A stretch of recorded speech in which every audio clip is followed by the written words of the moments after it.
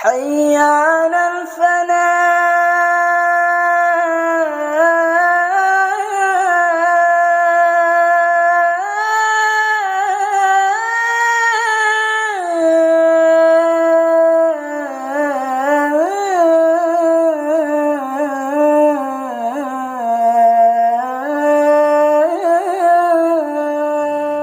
أعوذ بالله من الشيطان الرجيم بسم الله الرحمن الرحيم السلام عليكم ورحمة الله وبركاته. الحمد لله بنعمة الإيمان والإسلام. الحمد لله على كل حال. أشهد أن لا إله إلا الله وأشهد أن محمد عبده ورسوله. اللهم صل على سيدنا محمد وعلى آل سيدنا محمد. قال الله تعالى في القرآن الكريم أعوذ بالله من الشيطان الرجيم بسم الله الرحمن الرحيم يا أيها الذين آمنوا اتقوا الله حق تقاته ولا تموتن إلا وأنتم مسلمون. صدق الله العظيم. قال Rasulullah sallallahu alaihi wasallam kullu amrin zibal la yuhda fihi bismillahirrahmanirrahim wa huwa aqta. Para ustadz musliman yang saya hormati, para bapak-bapak, ibu-ibu, jamaah insyaallah yang akan berangkat umroh, ada yang tanggal 14, ada yang tanggal 28. Mudah-mudahan Allah Subhanahu wa taala memudahkan perjalanan Bapak, Ibu dalam rangka umroh bersama RWH ini. Yang kedua, kita perbanyak selawat ke baginda Rasulullah sallallahu alaihi wasallam dengan doa Allahumma salli ala sayyidina Muhammad wa ala ali sayyidina Muhammad. Kalau dapat ini kita zikirkan setiap pagi 10 kali, Bu. Selawat. Allahumma salli ala sayyidina Muhammad wa ala ali sayyidina Muhammad. Allahumma salli ala sayyidina Muhammad wa ala ali sayyidina Muhammad. Allahumma salli ala sayyidina Muhammad wa ala ali sayyidina Muhammad. Allahumma salli ala sayyidina Muhammad wa ala ali sayyidina Muhammad. Allahumma salli ala sayyidina Muhammad wa ala ali sayyidina Muhammad. Allahumma salli ala sayyidina Muhammad wa ala ali sayyidina Muhammad. Allahumma salli ala sayyidina Muhammad wa ala ali sayyidina Muhammad. Allahumma salli ala sayyidina Muhammad wa ala ali sayyidina Muhammad. Allahumma salli ala sayyidina Muhammad wa ala ali sayyidina Muhammad. Allahumma salli ala sayyidina Muhammad wa ala ali sayyidina Muhammad. Paling sedikit 10 kali setiap pagi dan 10 kali sore. Ini yang diatur dalam zikir pagi dan sore. Mudah-mudahan kita semua mendapatkan syafaat dari Nabi Muhammad sallallahu alaihi wasallam.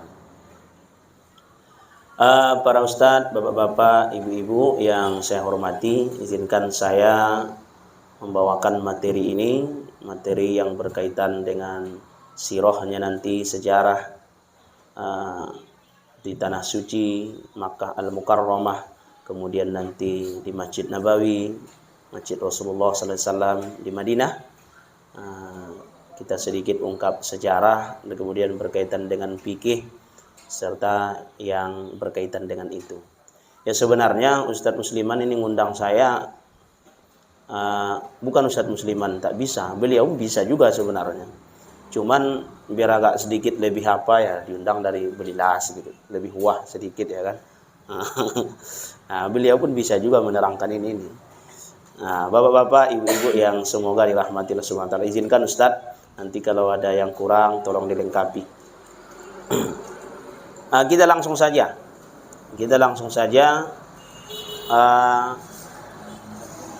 berbicara tentang keutamaan umroh. Nanti masalah fikihnya insya Allah kita ya sambil menunggu kawan yang datang. Ini tentang keutamaan umroh dulu kita sampaikan. Bapak-bapak, ibu-ibu yang semoga dirahmati oleh Allah Subhanahu wa taala. Di antara keutamaan umroh itu banyak.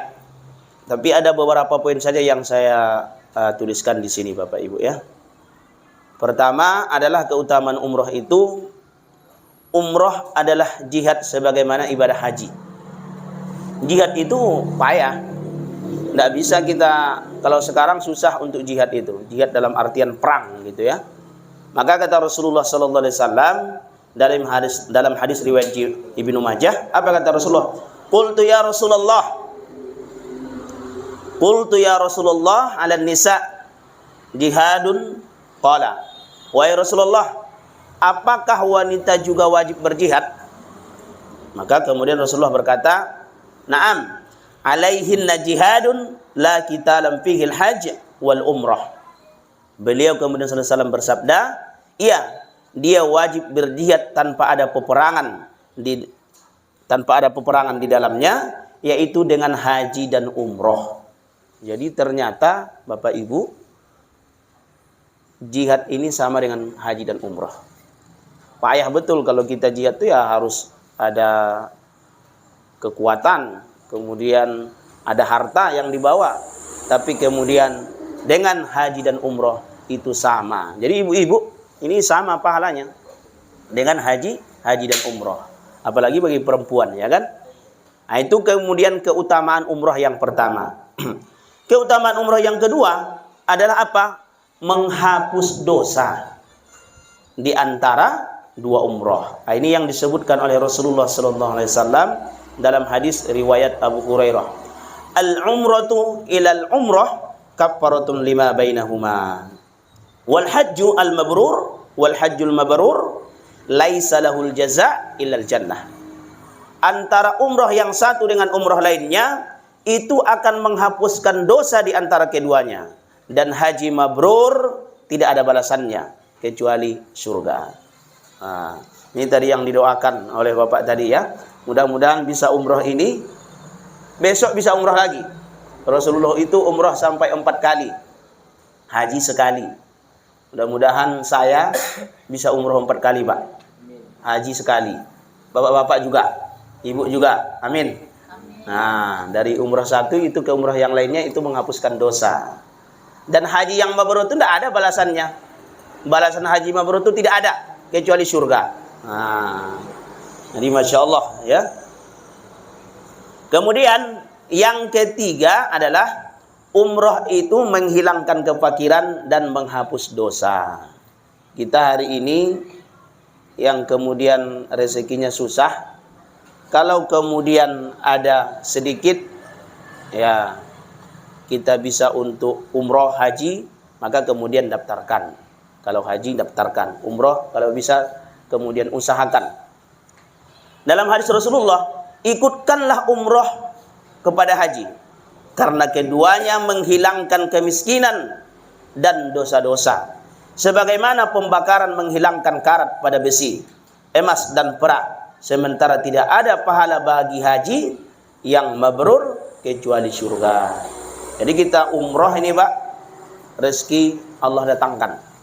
Nah, apalagi di tanah suci ya kan, itu apa namanya, doa-doa di beberapa tempat itu mustajab. Nah, makanya kemudian kita apa namanya, kita banyak memperbanyak doa ketika kemudian kita di tanah suci. Ini saya baca pertama keutamaan kota Makkah dulu. Nanti mungkin Bapak Ibu apa namanya, pesawatnya di Madinah ya. Nah, mungkin ke Madinah nanti. Nah, ini kita berbicara tentang keutamaan kota Mekah dulu. Apa di antara keutamaan itu? Di kota Mekah itu terdapat Baitullah. Apa itu? Ka'bah. Itu yang segi 4, maka di situ ada Baitullah. Allah Subhanahu wa taala berfirman dalam Al-Qur'an, dalam hal ini Quran surah Ibrahim ayat yang ke-37. Rabbana inni askantu min dzurriyyati biwadin ghairi dhi dar'in 'inda baitikal muharram Rabbana liyuqimus salata faj'al af'idatan minan nas tahwi ilaihim warzuqhum minat thamarati la'allahum yashkurun. Nah, ini Quran surah Ibrahim ayat yang ke-37. Ya Rabb kami, sesungguhnya aku telah menempatkan sebahagian keturunanku di lembah yang tidak mempunyai tanam-tanaman. Ini para ahli tafsir menjelaskan, ya, ini terjemahan Departemen Agama. Kalau para ahli tafsir itu menjelaskan bukan di lembah yang tidak mempunyai tanam-tanaman, tapi di lembah yang tidak mungkin hidup tanam-tanaman. Nah, itu lebih dahsyat lagi. Berarti nggak ada makanan di situ, nggak ada minuman, kosong. Nah, lalu kemudian di antara rumah Allah yang dihormati, ya Rabb kami, yang demikian itu agar mereka mendirikan sholat, maka jadikanlah hati sebagian manusia cenderung kepada mereka dan beri rizkilah mereka dari buah-buahan, mudah-mudahan mereka bersyukur.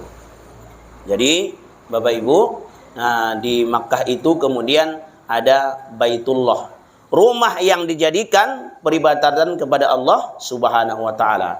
Dan kemudian Allah Subhanahu wa taala berfirman dalam Al-Qur'an, "Inna awwala baiti wudi'a lin-nas lilladzi bi Makkah mubarakan wa hudan lil alamin." Sesungguhnya rumah yang mula-mula dibangun tempat beribadat kepada manusia adalah Baitullah, yakni Makkah yang diberkahi menjadi petunjuk bagi semua manusia. Jadi yang pertama dulu dibangun, Pak, yaitu Makkah itu, Makkah. Itu Baitullah. Para ahli sejarah menjelaskan, itu Makkah itu, Bu, Pak, itu dulu kan tahun 2000 berapa itu? Tahun 2004-an lah kalau saya tidak salah. Saya baca di majalah Sabili. Itu Greenwich Mean Time kan, GMT itu kan, itu mau dirubah, dibuat Makkah Mean Time. Jadi pusat waktu itu dulu pernah mau dibuat di 2004-an lebih kurang, itu ramai itu dulu, dibuat di Makkah. Aturan waktu itu di situ semua. Kenapa? Karena memang Makkah ini posisinya di tengah dunia, Pak. Jadi ini Baitullah, itu kalau dilurutkan ke atas, di situ Baitul Ma'mur. Kalau seandainya dijatuhkan batu, mohon maaf nih, dari Baitul Ma'mur itu tepatnya di Ka'bah. Karena itu pusat pertengahan dunia. Tapi nggak usah pula Bapak tengok nanti ada batu yang jatuh, enggak gitu, enggak usah gitu. Karena itu di posisinya di tengah dunia, ya. Makanya Pangeran Diponegoro dulu itu dia kalau menulis surat ke Jenderal de Kock, Jenderal de Kock itu penjajah ya, itu diletakkan Pangeran Diponegoro itu stempel di tengah-tengah surat. Kita kan kalau nulis surat, tulis surat, stempelnya di mana? Bawah kan? Tapi Pangeran Diponegoro itu dia menulis surat, diletakkan stempel di tengah-tengah surat. Maka kemudian berbagai tafsir oleh Jenderal de Kock. Jenderal de Kock ini kan paling ditakutinya itu apa namanya? Pangeran Diponegoro. Kenapa nih Pangeran Diponegoro ini kok dibuat stempelnya di tengah? Dia berpikir, jangan-jangan dia ingin menguasai dunia, enggak gitu. Enggak. Ternyata bukan itu alasannya. Pangeran Diponegoro itu sangat cinta dengan Ka'bah dan dia letakkan di tengah, dan stempelnya itu bersegi 8. Segi 8 stempelnya itu. Isi stempel itu, ingkang sinuwong Kanjeng Sultan Abdul Hamid Heru Cokro Kabirul Mukminin Sayyidina Panategomo Khalifatu Rasulullah sallallahu alaihi wasallam satanah Jawa. Itu bahasa Batak, bahasa Jawa versi Batak, Pak. Nah, saya yang menyebutkan. Nah, itu ternyata di situ ada stempel tulisan itu. Apa artinya Ibu yang tahu ya? Bahwa ingin dijelaskan oleh Pangeran Diponegoro bahwa Makkah ini posisinya di tengah dunia. Dan ini menjadi kiblat menjadi barometer standar seharusnya bagi seluruh manusia. Nah, jadi Bapak Ibu, Makkah posisinya di tengah dunia. Jadi Bapak ini mau berangkat ini, mau ke tengah dunia ini. Ini mungkin bisa jadi pinggir atau apa gitu kan. Berangkat mau di tengah-tengah nih Bapak nih. Masya Allah, naik pesawat ke sana ya. Allahu Akbar. Kemudian tanah haram ini dijadikan rasa aman. Ketika orang ke sana aman, Pak. Maka tidak boleh orang yang di luar, mohon maaf, Islam tidak boleh masuk ke sana. Dulu pernah memang diisukan, tapi itu menjadi konflik karena memang tidak boleh. Kata Allah Subhanahu wa taala, "Wa idz qala Ibrahimu rabbi ij'al hadzal balada amina." Dijadikan negeri yang aman. Ini dalam surah Al-Baqarah. Dalam surah Ibrahim, wa idz qala Ibrahima rabbi ij'al hadza balada amina. Kalau ini pakai hadzal. Tapi kalau dalam surah Ibrahim hadza. Kenapa? Nah, ini para ahli tafsir menjelaskan. Kalau hadza itu adalah sebelum ada orang tinggal di situ. Tapi ketika sudah hadzal itu sudah menjadi tempat tinggal. Hanya karena alif lam saja. Jadi begitu, Masya Allah, bahasa Quran itu luar biasa. Jadi merasakan keamanan. Makanya kalau Bapak Ibu nanti datang ke sana nyaman, enak. Ada di sana pengemis, ada juga. Tapi saya yakin pengemis itu bukan dari orang Makkah, enggak. Nah, orang Makkah itu orangnya, mohon maaf, kehidupan mereka makmur. Mungkin itu bisa jadi dari Bangladesh gitu kan. Nah, itu minta-minta. Nanti kalau Bapak Ibu masuk ke tanah suci, itu banyak tuh yang minta-minta tuh. Begitu Bapak kasih satu, itu nanti banyak tuh datang tuh.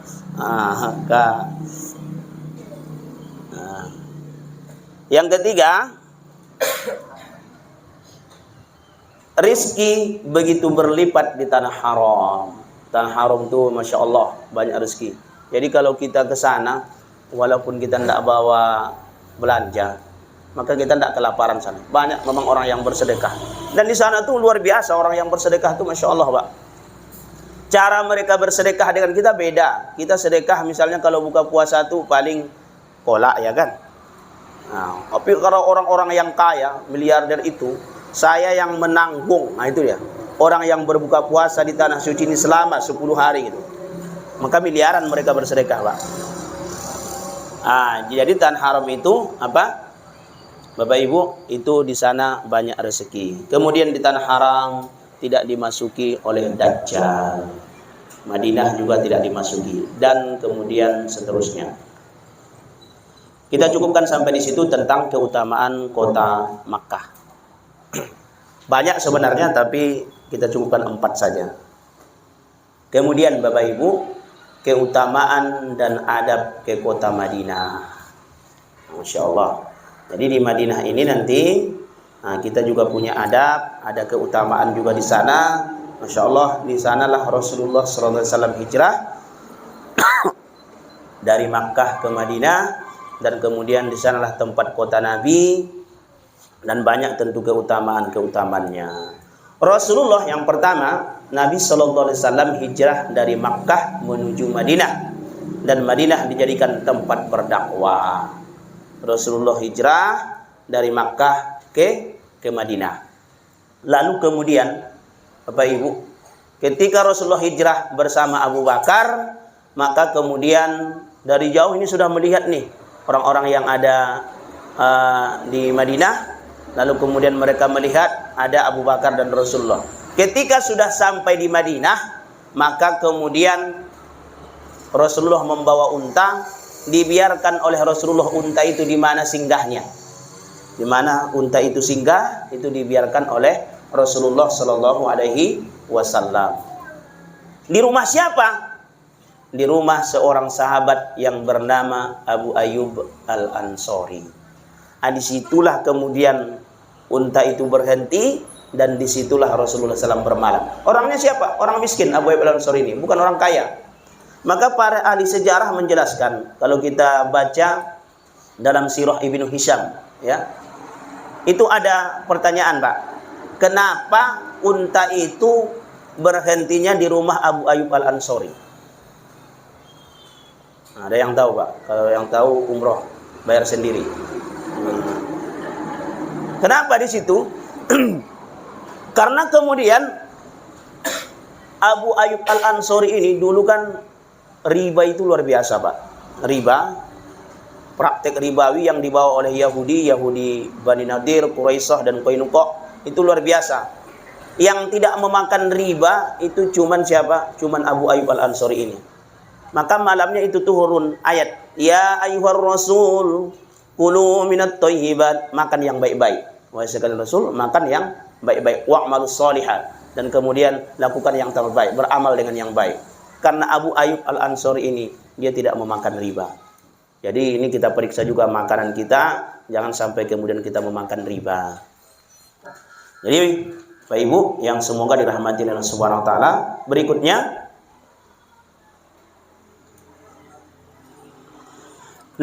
Nabi SAW mendoakan kota Madinah dengan keberkahan dan menjadikannya kota kedua dari tanah suci, yakni Al-Haramain.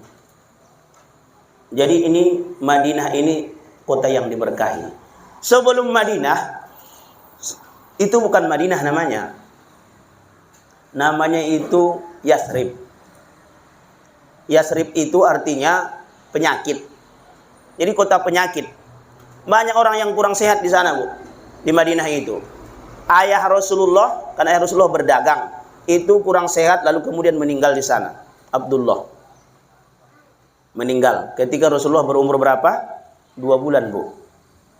Rasulullah berumur 6 tahun, maka kemudian ibunya membawa Rasulullah SAW dari Madinah ke kota Makkah untuk apa? Ziarah ke makam ayahnya. Kemudian di tengah perjalanan begitu pulang, kalau dulu itu perjalanan Makkah Madinah itu 10 hari. Pergi 10 hari, pulang 10 hari. Berarti 20 hari. Itu naik unta, Bu.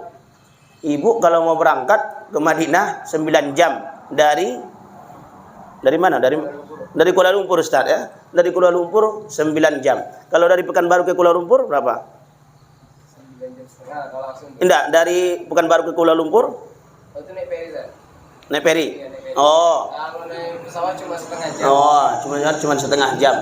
Berarti cuma lebih kurang 12 atau 15 jaman cuma. Itu kita udah dari Pekanbaru tuh.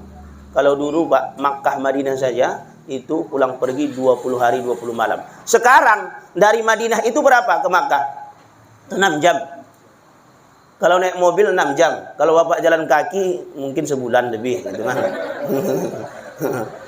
Saya jalan kaki aja lah, Pak, gitu. Nah, ada apa-apa gitu. Nah, itu luar biasa. Cuman 6 jam.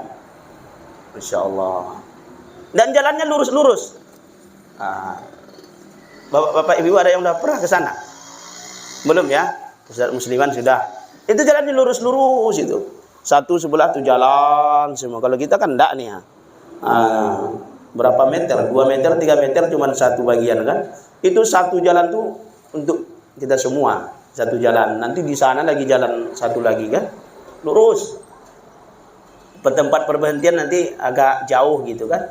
Cuman 6 jam. Jadi ibunda Rasulullah SAW ketika pulang dari Madinah, disitulah ibunda Rasulullah sakit. Lalu kemudian ketika sakit itu tidak lama meninggallah ibunda Rasulullah ketika berumur 6 tahun. Jadi yang kita datang ini bukan manusia biasa. Laqad ja'akum rasulun min anfusikum. Ibnu Abbas menjelaskan min anfasikum. Min anfusikum dari orang Quraisy. Min anfasikum dari orang Quraisy juga. Tapi kalau min anfasikum itu Quraisynya bukan Quraisy kaleng-kaleng gitu, bukan. Orang terbaik sepanjang sejarah dunia, Habibullah Rasulullah sallallahu alaihi wasallam. Umur 2 bulan ayah sudah meninggal dunia. Lalu kemudian ketika umur 6 tahun, maka kemudian ibu sudah tiada. Sebelum meninggal, maka Rasulullah sallallahu alaihi wasallam duduk dan berbaring di pangkuan Rasulullah sallallahu alaihi wasallam, berbaring di pangkuan ibunda Aisyah. Apa kata ibunda Aisyah, Bu? Wahai Muhammad, ketahuilah, yang berlalu itu, yang lewat itu cepat. Yang berlalu itu, yang lewat itu makin jauh meninggalkan kita. Sementara yang ke depan itu makin cepat, makin dekat. Masih ingat tak ibu? Ibu sudah umur berapa, Bu? 65. Masya Allah, lebih kurang sama dengan ibunda saya, ibu saya. Ibu saya juga mau berangkat, Ustaz. Insya Allah bulan akhir bulan ini bersama keluarga. 65. Terasa tidak sama ibu 64 tahun yang lalu? Jauh kan? Jauh. Saya masih ingat rasanya waktu SD dulu. Jauh. Makin pergi dia. Tapi ke depan masih dekat. Makin dekat. Nggak terasa makin dekat, makin dekat, makin dekat. Tiba-tiba ajal. Mati. Begitulah kehidupan. Itu pesan ibunda Aisyah. Ibunda Aminah kepada Rasulullah. Umur 6 tahun. Kalau dipikir-pikir, apa bisa ditangkap oleh Rasulullah itu? Umur 6 tahun. Dan ini nanti pesan ini disampaikan oleh Rasulullah ketika peristiwa Haji Wada. Sahabat semua menangis. Wahai para sahabatku, ketahuilah, yang berlalu itu, yang lewat itu makin jauh, ke depan itu makin cepat. Disampaikan oleh Rasulullah pada peristiwa Haji Wada. Menangis semua sahabat. Jadi ternyata begitu kehidupan dulu. Masya Allah. Bisa ditangkap oleh Rasulullah umur 6 tahun. Maka para ahli sejarah, umur Rasulullah 1 hari sama dengan umur orang biasa 1 tahun. Kalau anak sekarang kan tidak tahu dia tuh. Kasih tahu sekarang, nanti ngulang lagi dia kan. Nah, itulah Rasulullah Sallallahu Alaihi Wasallam. Meninggal ibunda Aminah di sana, maka tinggal Rasulullah Sallallahu Alaihi Wasallam. Habis itu bersama kakeknya Abdul Muttalib. Berapa tahun? 2 tahun. Sesudah 2 tahun itu, maka kemudian nanti pesan Abdul Muttalib itu, maka tinggallah bersama pamannya Abu Thalib. Kenapa Abu Thalib? Karena yang satu saudara dengan Abdullah seibu, itu cuma Abu Thalib. Yang lainnya seayah saja. Abu Jahal gitu kan, Abu Lahab gitu kan, Abbas, itu beda ayah. Beda ibu. Yang satu ibu cuman Abdullah dengan Abu Thalib. Dan orangnya sangat sayang kepada Rasulullah Sallallahu Alaihi Wasallam. Kemudian berikutnya, beliau tinggal di Madinah 10 tahun terakhir dari masa hidup beliau, dan beliau dikuburkan di kota Madinah di rumah Aisyah. Ini saya jelaskan, Bu ya. Jadi nanti di situ ada tiang 6. Kalau ada makam Rasulullah nanti, Pak, ini saya nitip doa nih sama Ibu nih. Kalau ini makam Rasulullah, di situ nanti 1, 2, 3. Ini makam Rasulullah. Nah, ini nanti di sini ada tiang 1, 2, 3. Nah, ini 1, 2, 3. Nama tiang tersebut Bapak baca nanti. Ada Ustuanatul Taubah, ada Ustuanatul Hiras, ada Ustuanah Aisyah, tiang Aisyah, ada Ustuanah At-Taubah. Nanti kalau sudah Ibu baca Ustuanah At-Taubah, Bapak baca Ustuanah At-Taubah, di situ dah dulu para sahabat yang dia pernah tidak jujur kepada Rasulullah, lalu kemudian dia merasa berdosa, dia ikat badan dia di Ustuanah Taubah tersebut. Kalau dapat kita sholat di sini, Pak, di Ustuanah Taubah ini belakang tuh. Caranya gimana supaya dapat? Kan itu di antara mimbar Rasulullah, Taman Raudhah itu kan, itu di situ, Masya Allah, Bu, itu dimakbulkan doa kita, besar kemungkinan dikabulkan. Jadi caranya kalau dapat, kalau kita dulu Ustadz jam 3 itu sudah standby, jam 3 udah berangkat tuh. Dan ini perlu juga memang kawan kita ini yang ya selain yang berpengalaman, yang rajin. Ada juga kawan tuh kadang dia sholatnya di hotel tuh aja, di hotel ya kan. Hotel Makkah itu kalau dibuka jendelanya itu bersambung jamaah itu sampai kan. Ada yang di hotel aja dia sholatnya kan. Tidak, jangan. Kapan lagi? Berapa hari di sana? Berapa Ustaz? Berapa hari di sana Ustaz? 5 hari di Mekah, 5 hari di Madinah. 10 hari berarti 5 hari di Makkah, 5 hari di Madinah. Masa kemudian masjid sedekat itu apa namanya, imam masya Allah, kemudian yang muazzinnya juga masya Allah. Di sana ada tempat-tempat bersejarah, doa-doa dikabulkan. Jangan terlambat lagi. Jam 3 itu kita sudah kemudian standby keluar, lalu kemudian masuk, kalau bisa melalui pintu Abu Bakar, masuk ke sana, nanti kejar di mana, di Raudhah itu kejar.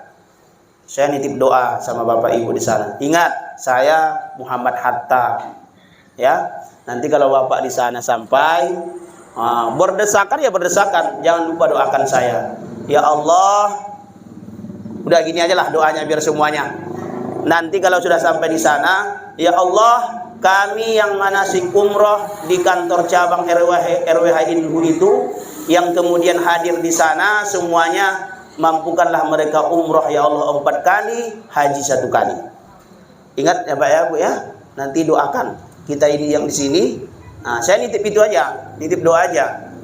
Ya, ya Allah, jadikanlah kami yang hadir waktu manasik umroh itu bisa umroh 4 kali, kemudian haji 1 kali. Ya, Ibu juga doakan ya Bu ya. Bila perlu sebut nama saya, terutama Ustaz Muhammad Hatta gitu kan. Nggak apa-apa Bu, doa di situ, masya Allah. Jam 3 kita sudah standby, berdesakan sama kawan, nggak apa-apa. Nanti itu polisi datang tuh Bu. Polisi datang Pak. Nanti kalau sudah subuh datang polisi itu, dirapikan pura-pura berzikir aja. Subhanallah. Memang banyak yang pura-pura, tapi diangkat juga sama polisi itu. Ya tergantung nasib lah ya kan. Serahkan aja kepada Allah. Ya Allah, aku serahkan semua kepadamu ya Allah. Kalaupun diangkat, itu udah yang terbaik. Tapi kan kita 5 malam di situ. 5 malam di situ. Masya Allah. Jadi banyak berdoa di situ ya. Nanti keluar Bapak, itu ada kuburan Rasulullah, Abu Bakar, Umar. Lalu kemudian sampaikan salam. Assalamualaikum ya Rasulullah. Assalamualaikum ya Abu Bakar. Assalamualaikum ya Umar bin Khattab.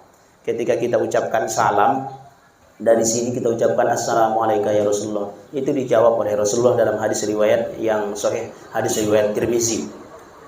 Di sana lebih dekat lagi, ucapkan Assalamualaikum ya Rasulullah. Kemudian ibu-ibu yang semoga dirahmati, bapak yang ibu yang semoga dirahmati Allah Subhanahu wa taala. Rasulullah tinggal di Madinah itu 10 tahun terakhir di masa hidup beliau, dan beliau dikuburkan di kota Madinah di rumah Aisyah. Karena Rasulullah wafatnya di situ, itu para nabi begitu.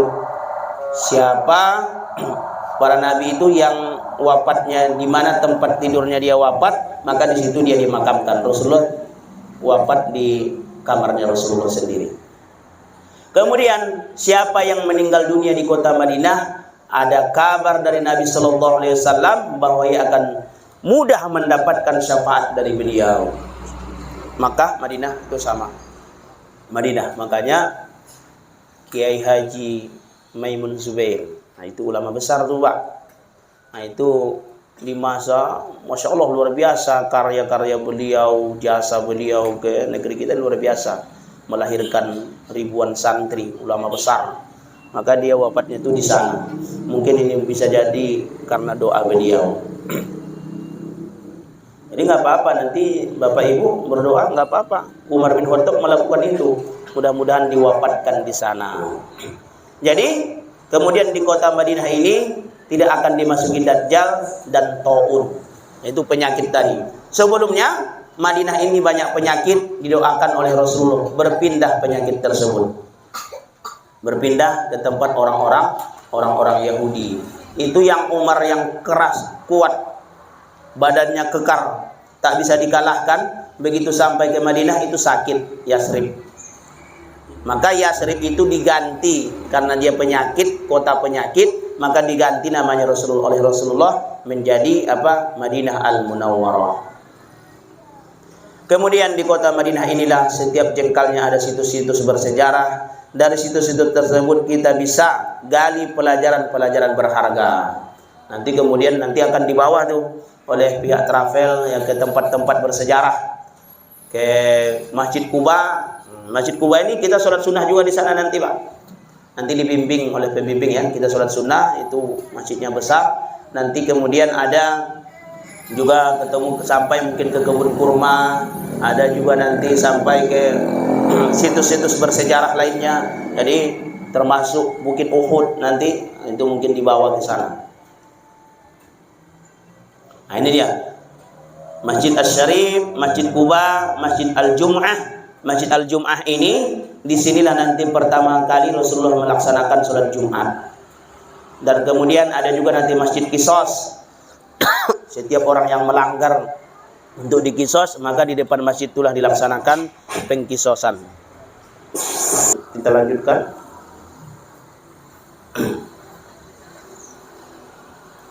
Nah, jadi di Madinah nanti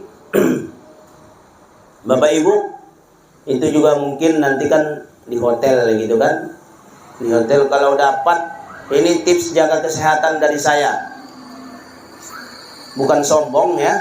Alhamdulillah ini mungkin hampir di akhir tahun, bisa jadi ini musim dingin. Mungkin di sana bisa jadi musim dingin, Bu. Maka jaga kesehatan. Jaga doa dan jaga kesehatan. Jadi dua itu harus yang dua itu harus sejalan. Cek.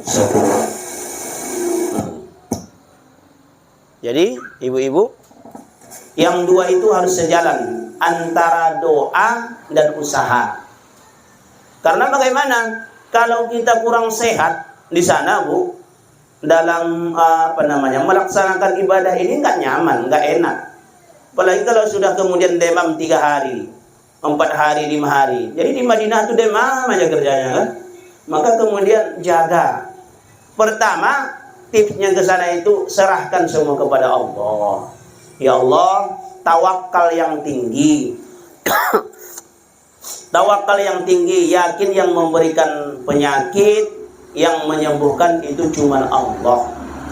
Ya Allah, kuserahkan dan kemudian berdoa, berikan kepadaku kesehatan. Karena kami dulu Ustaz, waktu berangkat itu di musim dingin, banyak kawan-kawan tuh yang sakit banyak, yang demam sampai 3 hari 4 hari bagi demam di hotel aja kan. Jadi bisa jadi kurang nyaman rasanya. Ya meskipun itu adalah tentu menggugurkan dosa, sakitnya itu tentu menggugurkan dosa. Toh kalaupun kita nanti sakit, berhusnuzon saja kepada Allah.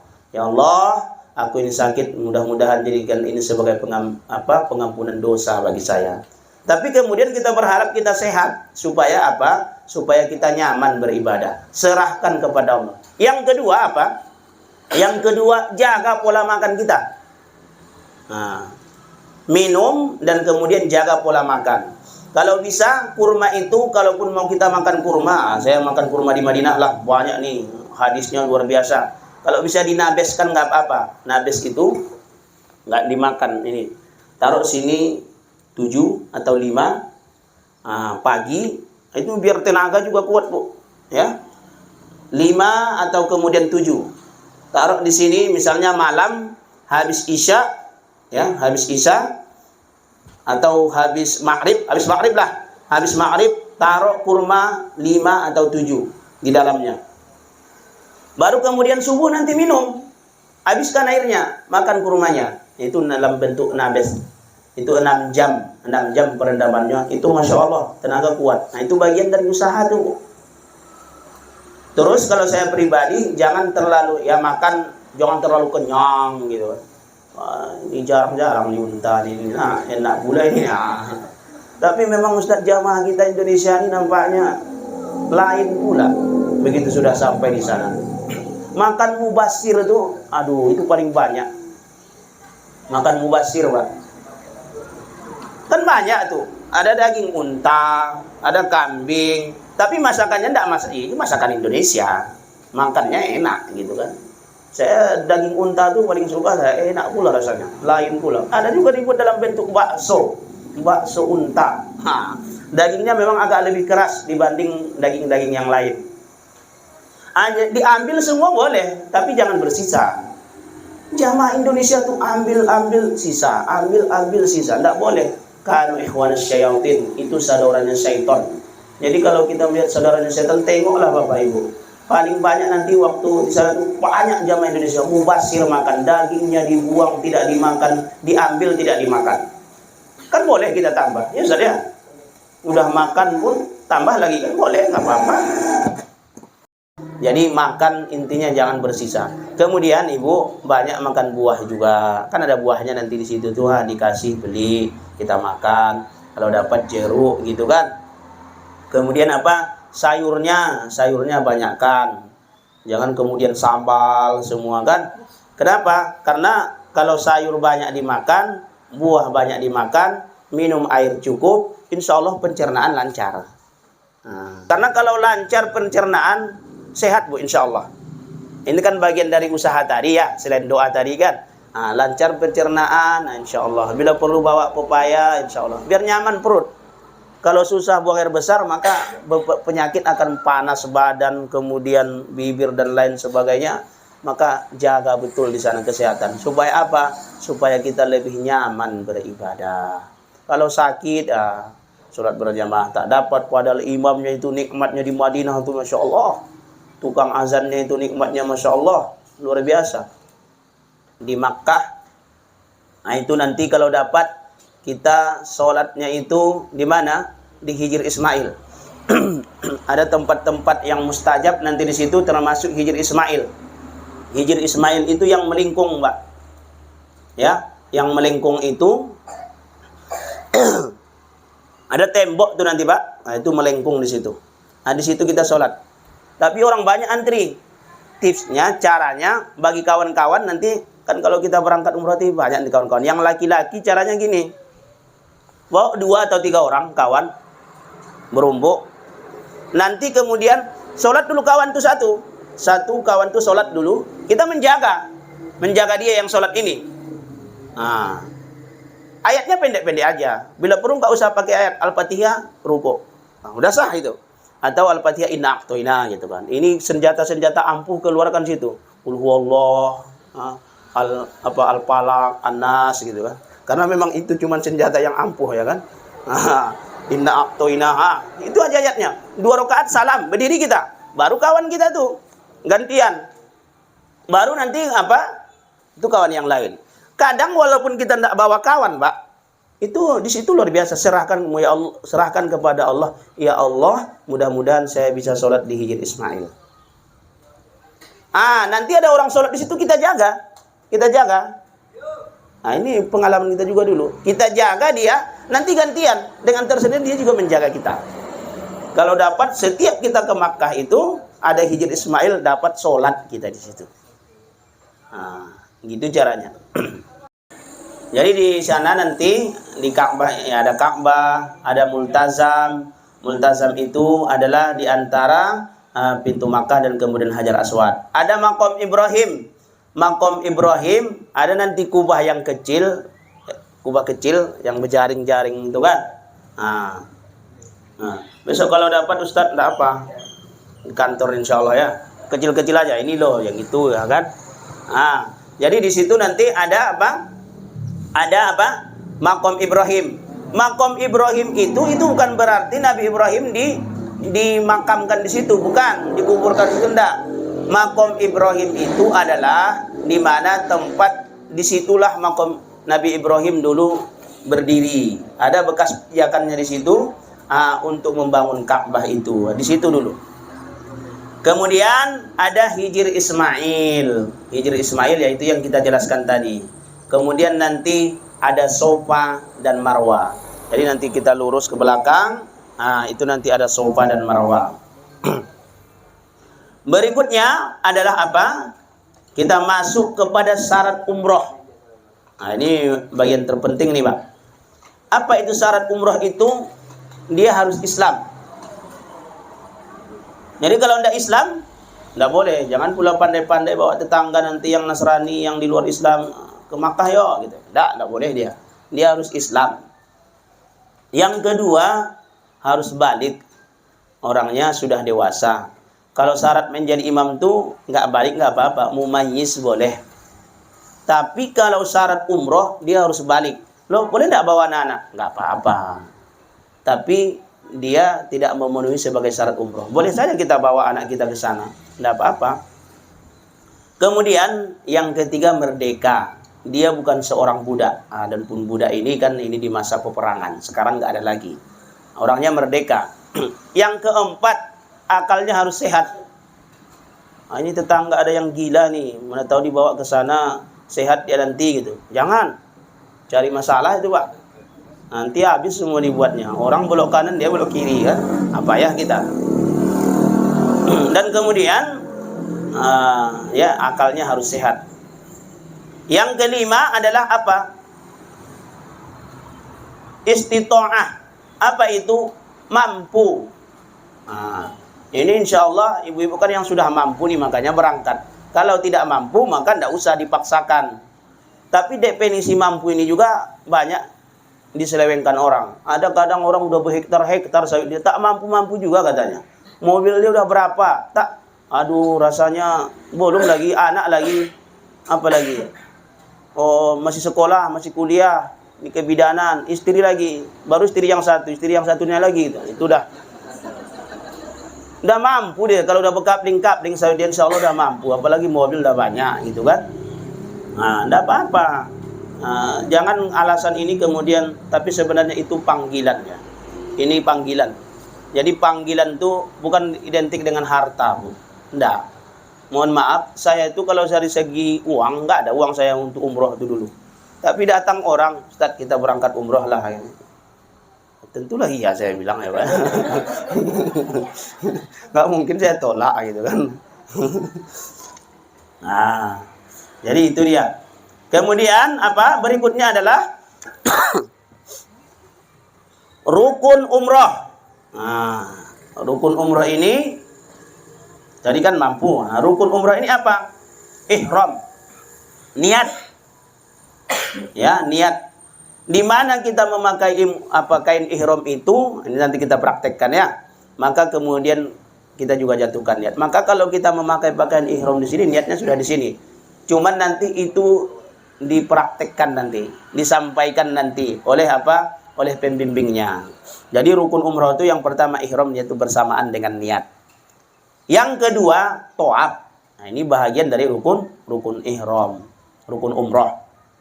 Rukun Islam ada berapa? 5 misalnya. Rukun iman ada berapa? 6 gitu. Rukun umroh ada berapa? Tawaf. Yang kedua ini. Yang ketiga adalah apa? Sa'i. Sa'i itu di Bukit Sofa dan Marwah. Kita keliling 7 kali keliling. Yang kemudian yang keempat adalah tahallul. Begitu sudah selesai sa'i, nanti kemudian kita tahallul. Bercukur. Nanti kita jelaskan berikutnya seperti apa. Nanti apa mencukurnya ya kan. Yang kelima adalah tertib. Jadi tidak boleh. Saya tahallul dululah. Habis itu baru tawaf. Itu tidak boleh itu. Maka sebelum berangkat nanti kalau mau dipotong sebelum jatuhkan niat, potong kuku dulu. Kalau mau potong rambut dulu. Kalau sudah sampai di sana tidak boleh. Nanti ada damnya, ada bayarannya nanti, dendanya nanti.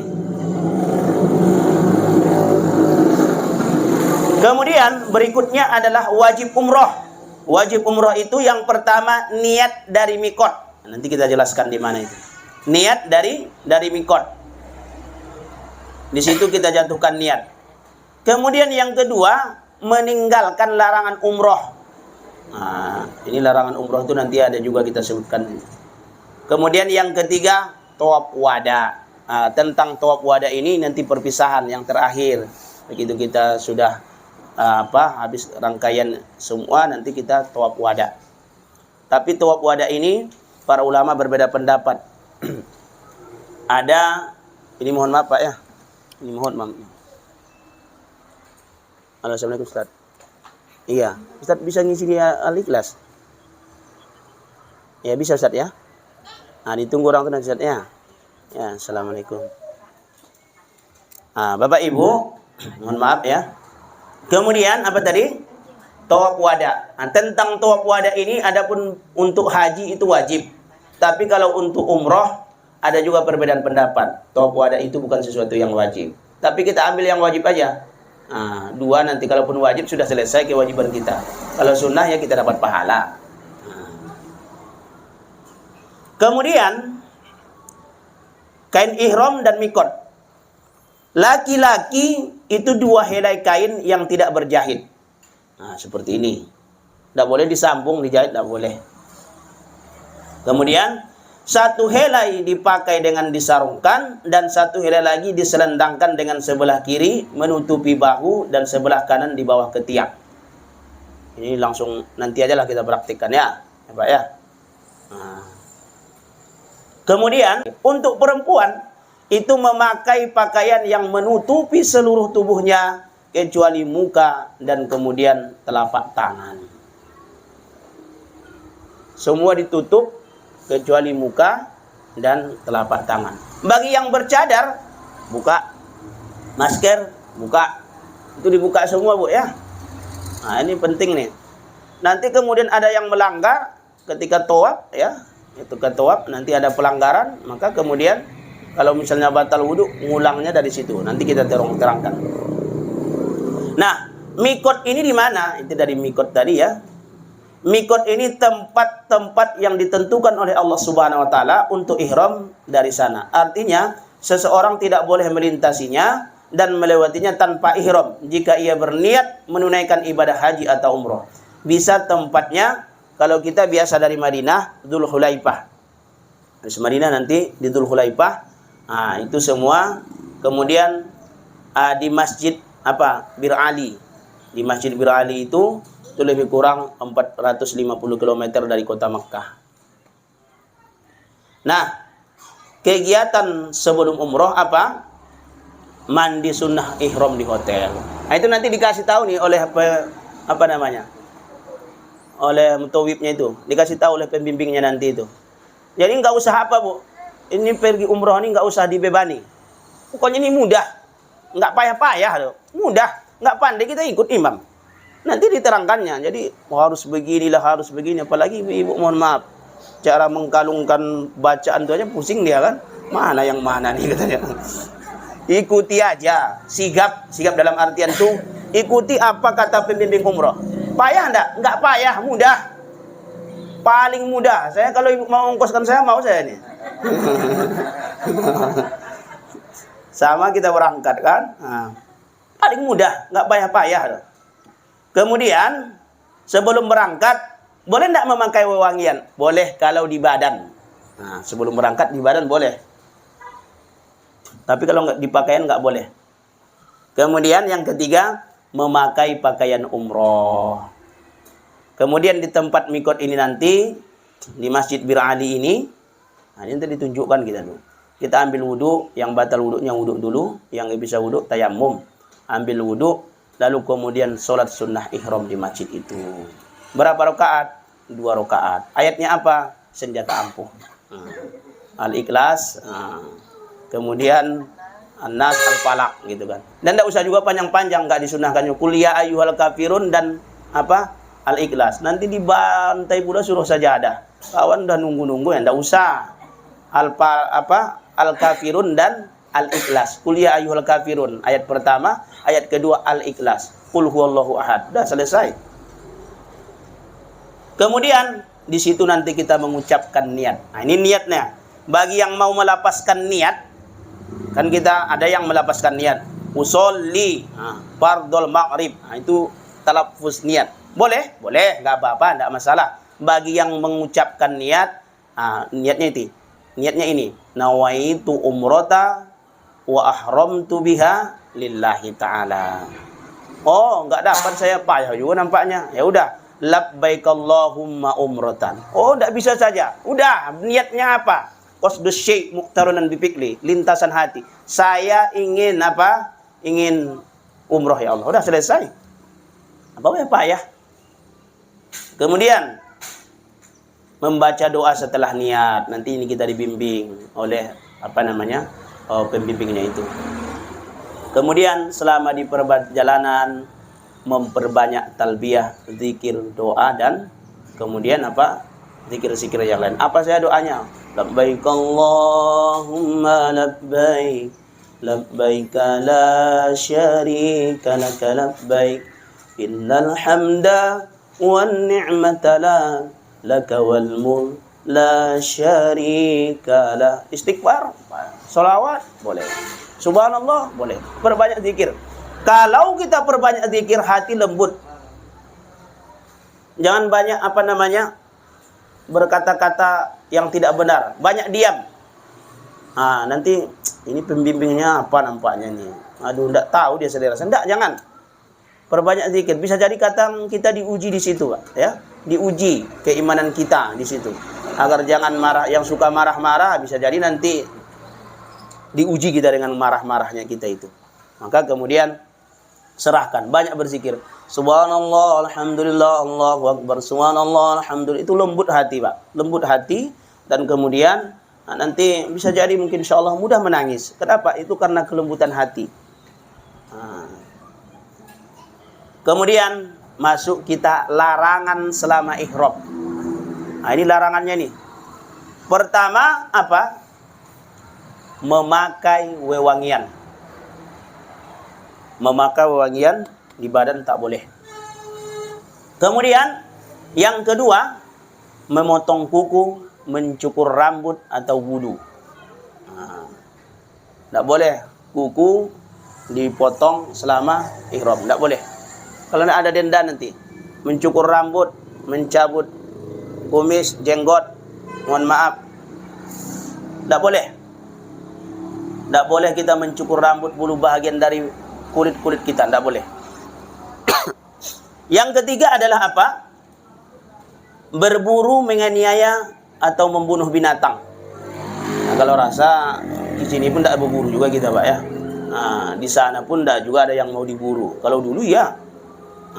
Kalau bapak mau berburu, tahan dulu. Nanti kalau udah sampai sini baru berburu bapak. Tidak boleh. Lagian tidak ada juga yang mau diburu di sana.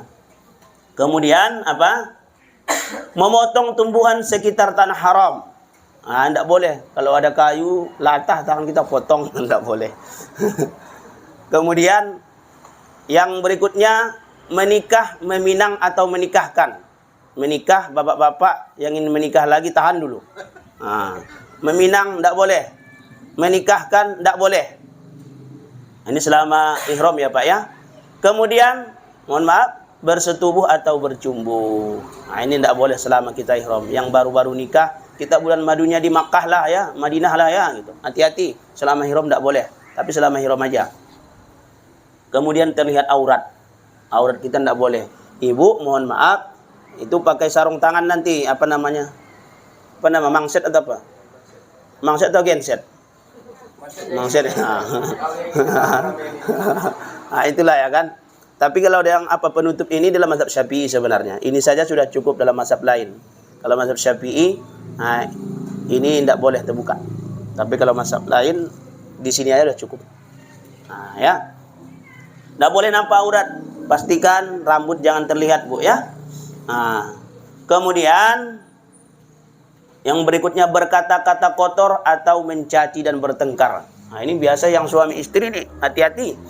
Berkata-kata kotor, dasar kau, kurang ajar kau, wah angko, macam-macam lah dibilang kan. Tidak boleh. Biasa bertengkar di rumah, hati-hati sampai ke sana. Tahan. Kalau mau bertengkar udah lepas, nanti bertengkar lah gitu kan. Tahan dulu. Mencaci. Ini nampaknya pembimbingnya tidak tahu dia, awak lapar, dia asyik-asyik apa lagi. Jangan, tidak boleh. Kemudian bertengkar. Bertengkar juga tidak boleh. Tapi ini khusus yang ini, kalau tadi ada dam, memotong kambing, puasa 6 hari, atau kemudian 3 hari, itu ada pilihan. Tapi untuk mencaci maki ini, bertengkar ini, ada ulama yang mengatakan cukup dengan istighfar. Kemudian, larangan untuk laki-laki menutup kepala. Selama ihram tersebut, memakai pakaian biasa, memakai sepatu yang menutupi tumit. Kan kita dua cuman pakai, jangan pakai peci. Nggak, nampakkan rambut asli itu, nampakkan kepala asli. Kalau dia ada botak nggak apa-apa, karena memang itulah aslinya. Semua nampakkan kepala, nggak boleh dikasih penutup kepala. Ke kamar mandi tidak boleh tutup kepala. Nggak boleh. Lalu kemudian apa? Memakai pakaian biasa. Nah, karena kita sudah pakaian itu kan. Kemudian memakai sepatu yang menutupi tumit. Karena memang sepatunya mahal, awak bawalah dulu. Pakailah nanti waktu tawaf gitu. Enggak boleh. Tapi kalau sandal boleh enggak? Boleh. Intinya sandal yang tidak kita pakai sandal tidak menutupi tumit kita. Nah, itu ibu pakai sandal swallow. Bawa sandal swallow enggak apa-apa. Bawa di tas kita kan ada tasnya tuh. Nah, pakai sandal swallow tuh. Kemudian apa? Larangan untuk perempuan yaitu menutupi muka dan telapak tangan. Nah, itu dari muka, kemudian telapak tangan itu dibuka. Jangan kemudian ditutup, tidak boleh. Itu hal-hal apa? Hal-hal yang kemudian tidak diperbolehkan, larangan kita yaitu selama ihram. Kemudian hal-hal yang diperbolehkan. Ada yang tidak diperbolehkan, ada yang diperbolehkan. Nah, kalau kita tadi kan tidak boleh membunuh binatang, tapi membunuh hewan yang menyakiti, itu boleh. Misalnya ada kalajengking, tiba-tiba ada ular, jangan dibiarkan aja. Tidak apa-apa dibunuh. Ular misalnya kalajengking, tapi biasa nggak akan ada lah insya Allah. Karena itu bersih di sana itu. Biasa kalajengking itu kalau udah kotor baru muncul dia kan. Nyamuk nggak apa-apa dibunuh. Nyamuk yang menggigit kita kan itu binatang berbisa, jangan pula dibiarkan, nggak apa-apalah sedekah gitu. Kemudian apa? Dibolehkan memakai payung. Meskipun itu dibolehkan, tapi menurut saya nggak usah lah. Itu yang saya bilang tadi, meletakkan, membalik-balikkan bacaan itu bingung kita, payung lagi kan? Nggak usah pakai payung, biar aja, tahan aja. Apalagi di padang mahsyar, jauh lagi berkali-kali lipat panasnya besok. Nggak usah pakai apa, ya. Kemudian dibolehkan memakai kacamata, ya, apalagi bapak-bapak, ibu-ibu, mohon maaf yang penglihatannya kurang, nggak apa-apa. Kemudian tadi dibolehkan memakai sandal. Kemudian berikutnya, apabila sedang tawaf melanggar salah satu ketentuan di atas, maka tawaf yang batal hanya tawaf putaran itu. Misalnya, di sini pentingnya kita ikut pembimbingan umroh ini, Pak. 1 keliling, 2, 3. Tiba-tiba di yang ketiga itu mohon maaf buang angin. Tidak pula bisa tertahan. Tidak tertahan, ditahan merah muka itu tidak bisa juga. Rupanya apa? Lepas dia. Kawan sudah, kan tentu merepotkan pembimbing kalau sudah seperti itu. Putar aja lagi, Pak. Tadi sudah 3 kan? Bapak wuduk dulu, di mana tempat bapak tadi batal wuduk, mulai dari situ. Itu sudah dihitung 3. Tadi 3 kan? Lagi 4, 5, 6, 7. Dari situ aja mulainya. Jadi apa? Nah, syarat sah tawaf itu adalah apa? Suci dari hadas itu tadi. Kemudian menutup aurat, dimulai dari Hajar Aswad. Nanti ada batasnya tuh. Kita ikut pembimbing. Kalau kita udah mulai itu udah mudah tuh. Pembimbing tinggal dari sini mulainya. Hajar Aswad itu mulainya. 1, 2, 3, 4, 5, 6 sampai kemudian 7 kali. Mulainya dari Hajar Aswad, maka mengakhirnya juga di Hajar Aswad. Kemudian Ka'bah berada di sebelah kiri kita. Jadi Ka'bah itu berada di sebelah kiri. Kemudian di luar Ka'bah. Berikutnya adalah apa? Sunnah tawaf. Sunnah tawaf itu jalan kaki. Boleh enggak pakai roda? Biasa ini kalau nggak mampu dia, maka kemudian boleh. Kemudian Rasulullah pernah pakai unta, pernah juga. Kemudian ini sunnahnya ya, membaca zikir atau doa. Zikirnya nanti kemudian disebutkan pada zikirnya. Kemudian zikir-zikir yang lain juga boleh. Kemudian yang ketiga apa? Khusyuk. Khusyuk kita fokuskan niat ikhlas kepada Allah Subhanahu wa taala. Jangan sambil tawaf sambil selfie juga lagi. Sambil tawaf live pula lagi. Jangan. Nggak boleh. Kemudian salat sunat tawaf di makam Ibrahim. Nah, ini yang kita sebutkan tadi. Doa kemudian di multazam. Nah, Bapak Ibu, ini dia. Setelah tiba di Masjidil Haram menuju Ka'bah untuk tawaf, yang pertama apa? Nanti kita sudah sampai di sana, membaca doa Masjidil Haram. Ini nanti kemudian dibimbing oleh pembimbing. Kemudian ketika melihat Ka'bah, kita juga membaca doa. Doanya apa? Allahumma zid hadzal baiti tasrifan. Dan kemudian seterusnya. Wa ta'ziman wa ta'riman. Nah, itu nanti kita ada apa, Bu? Apa namanya? Biasa dikasih apa namanya itu, Ustaz? Dengar kita semacam handset gitu. Ah, iya. Nah, itu nanti kita dengar semua tuh. Mudah sebenarnya. Enggak payah, Bu. Mudah sekali. Kemudian saat memulai tawaf apa? Menjadikan bagian kanan dari kain ihram bagi laki-laki di bawah ketiak. Nah. Jadi ini nanti kita praktekkan. Kemudian yang kelima apa? Tawaf dimulai dari Hajar Aswad dan berakhir di Hajar Aswad.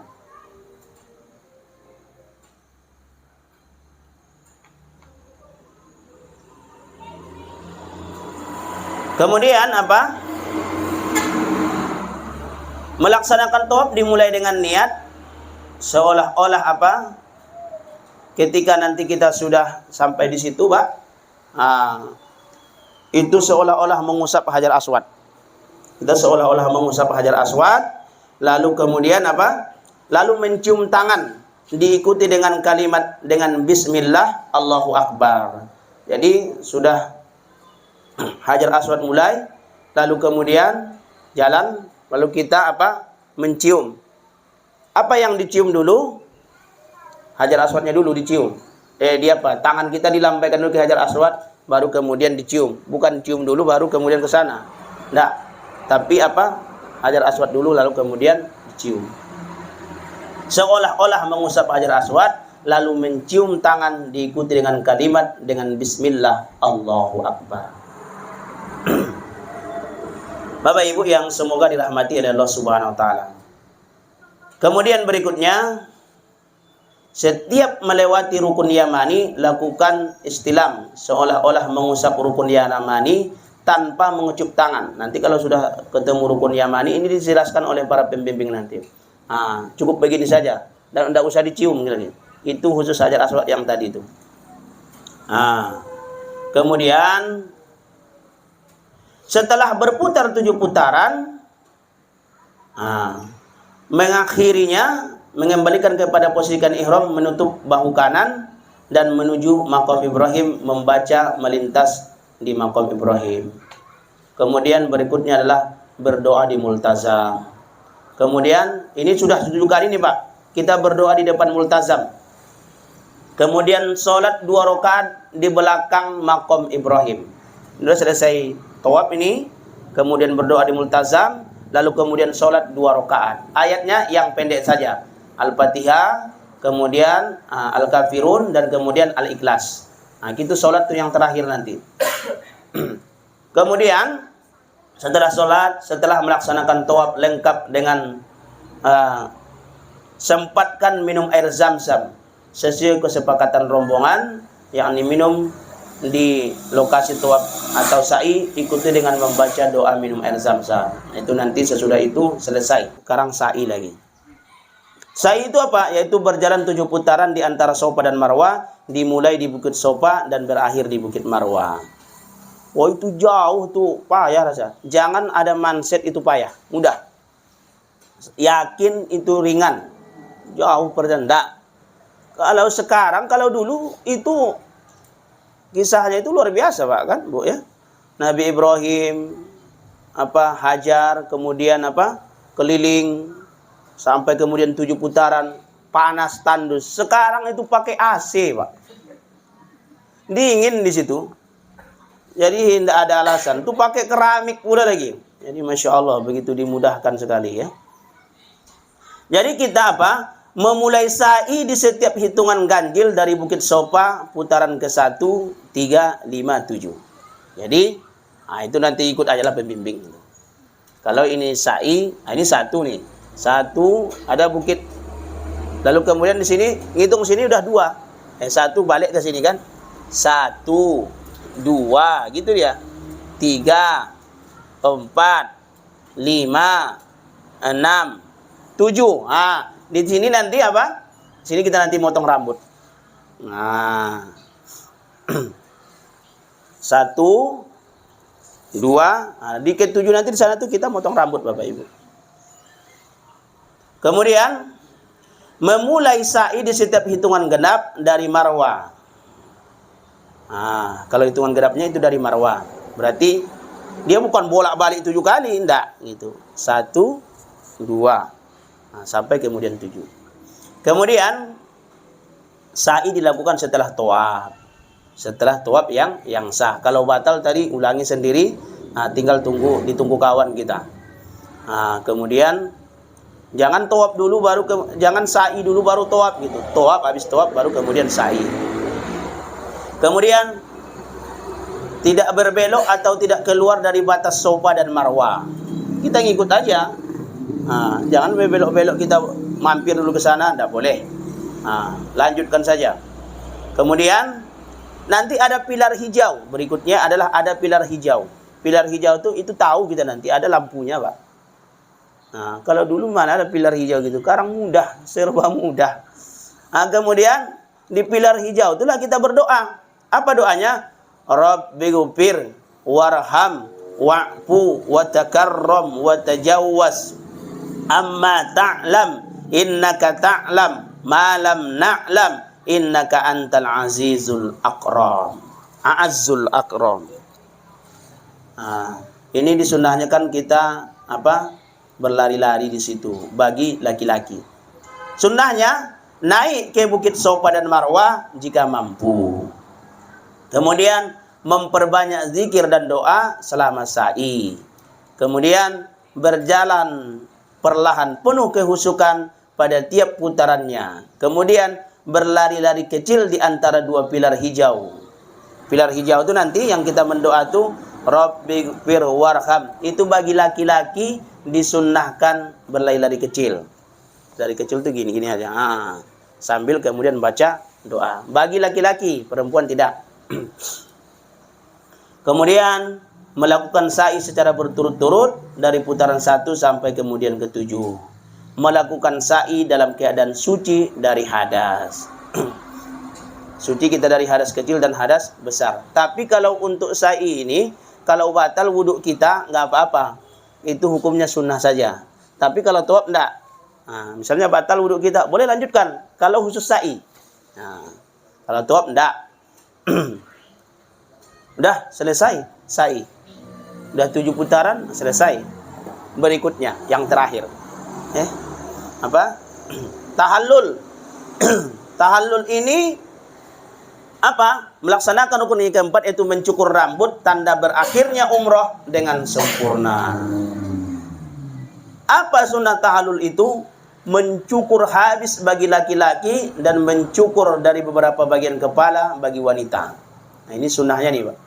Jadi bapak yang belum pernah botak, nggak apa-apa, botak nanti. Tapi kalau di waktu kita itu hanya sekedar dipotong saja. Baru nanti kita cari tukang cukur. Kemudian memulai mencukur bagian dari sebelah kanan kepala. Jadi mulai dulu dari kanan. Kanan. Biasa tukang cukur itu tahu dia tuh, Pak. Mulai dari kanan. Kemudian menghadap kiblat. Sesudah itu apa yang keempat? Membaca doa saat mulai bercukur. Kemudian yang kelima, tidak tawar-menawar dengan ongkos cukur. Sekian, enggak usah, bayar saja. Itu bagian dari sunnahnya juga. Kemudian, Bapak Ibu, Ibnu Umar radhiyallahu meriwayatkan bahwasanya Rasulullah sallallahu alaihi wasallam usai tahallul dengan bercukur, lalu kemudian berdoa, "Ya Allah, rahmatilah orang yang mencukur gundul kepalanya." Ada yang gundul tuh habis. Mohon maaf kalau kayak abang ini kan enggak gundul habis nih. Nah, tapi itu didoakan. Ya Allah, kata Rasulullah, rahmatilah orang yang mencukur habis rambutnya. Maka kemudian Rasulullah, ya Allah, rahmatilah orang yang sampai kemudian ini doa ini 3 kali. Orang yang mencukur habis botak licin itu didoakan oleh Rasulullah 3 kali. Ya Allah, rahmatilah orang yang mencukur habis rambutnya. Ya Allah, rahmatilah orang yang mencukur habis rambutnya. Ya Allah, rahmatilah orang yang mencukur habis rambutnya. Lalu kemudian sahabat bertanya, seorang sahabat bertanya, bagaimana dengan orang yang memangkas rambutnya saja? Kayak pendek seperti abang ini. Saya dulu gini, nggak botak saya. Tapi udah sekarang nyesal saya. Maunya untuk mendapatkan doa Rasulullah itu biar 3 kali, Pak. Maka orang yang tidak mencukur habis, kata Rasulullah apa? Ya Allah, rahmati juga orang yang memangkas rambutnya saja. Kan beda tuh. Tadi 3 kali. Ya Allah, rahmatilah orang yang mencukur habis, orang yang botak. Ya Allah, rahmatilah orang yang mencukur habis rambutnya. Ya Allah, rahmatilah orang yang mencukur habis rambutnya. Sahabat bertanya, ya Rasulullah, bagaimana kalau tidak dicukur habis? Botak manis gitu kan. Maka kata Rasulullah, ya Allah, rahmati jugalah orang yang cuma sekali kan. Ya, kalau dapat nggak apa-apa, bapak-bapak botak nanti kalau udah sana. Tapi hadis ini diriwayatkan oleh siapa? Hadis ini diriwayatkan oleh Bukhari dan Muslim. Sudah selesai, habis. Cuma yang wajib tuh, Pak.